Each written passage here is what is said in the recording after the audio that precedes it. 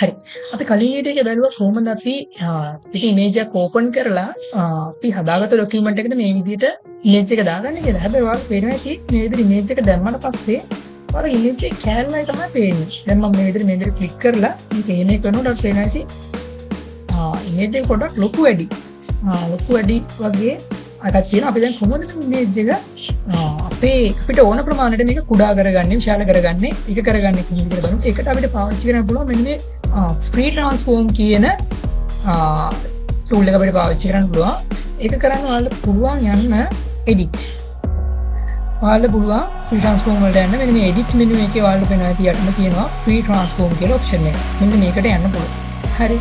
ඒතර ඔයාලට පේනවා මේ විදිහට ඔයාලගේ image එක වටේ මෙන්න මේ විදිහට කොටුවක් ඇවිල්ලා දින. ඒතර මේ handle වලින් මේ කෙරවල වල දින handle වලින් ඔයාලට මේ අල්ලලා මෙන්න මේ විදිහට image එක පොඩි කරගන්න පුළුවන්. මේ විදිහට මේ පැත්ත මේ විදිහට පොඩි ලොකු පොඩි කරගන්න පුළුවන්. ඊට පස්සේ ඔයාලට වෙනවා මේ කෙරවලකට ඇවිල්ලා මේ විදිහට පොඩ්ඩක් එළියට ආවට පස්සේ කෙරවලකට ඇවිල්ලා පොඩ්ඩක් එළියට ආවට පස්සේ ඔයාලට වෙනවා මෙන්න මේ කර්සර් එක පොඩ්ඩක් වෙනස් වෙනවා ඇන්ගල් වෙලා. ඒතර ඔයාලට පුළුවන් මේක ක්ලික් කරලා මේ විදිහට දෙපැත්තට කරනකොට ඔයාලට වෙනවා මේක රොටේට් කරගන්න පුළුවන් image එක. හරි. එතකොට free scale කරගන්න පුළුවන් මේ විදිහට ලොකු පොඩි කරගන්න පුළුවන්. එතකොට මේ විදිහට අපිට මේ කෙරවලකට ඇවිල්ලා පොඩ්ඩක් එළියට ආවට පස්සේ මේ විදිහට අපිට පුළුවන් මේක රොටේට් කරගන්න. කරගන්න පුළුවන් ඔය විදිහට. හරි.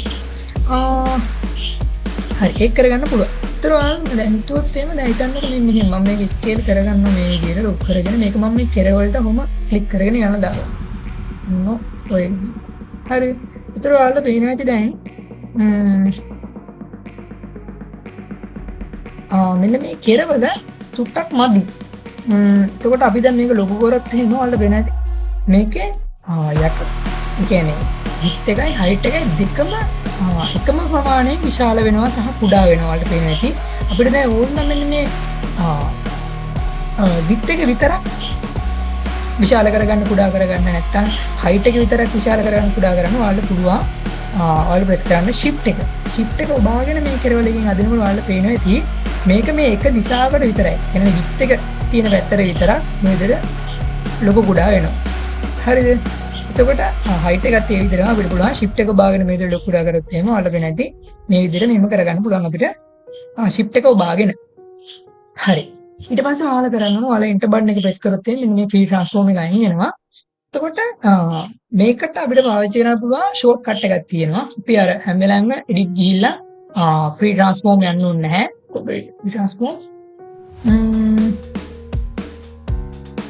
edit free transform අපි හැම වෙලාවෙම යන්න ඕනේ නැහැ. අපිට පුළුවන් මෙන්න මේ control එක plus t කියන shortcut එක අපිට පාවිච්චි කරන්න. control එකයි t එක control එකයි t එකයි අපිට පාවිච්චි කරලා බලන්න මෙන්න විදිහට free transform එක ගන්න.